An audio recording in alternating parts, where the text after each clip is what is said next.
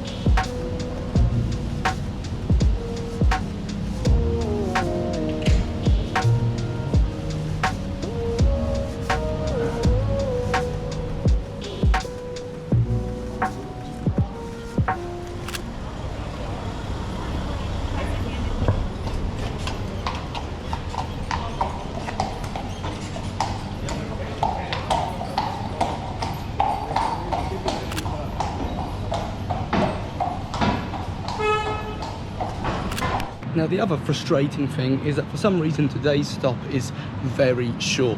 We literally have 4 hours tops left. So yeah, that's one frustration already with the whole cruise thing, is that in some stops like today and tomorrow in Valencia, there's not much time. By the time you got out, had a look around, half of it is gone. And then if you sit down for a coffee or for some lunch, you got a couple hours left. But what can you do? Definitely coming back here for longer, 100%.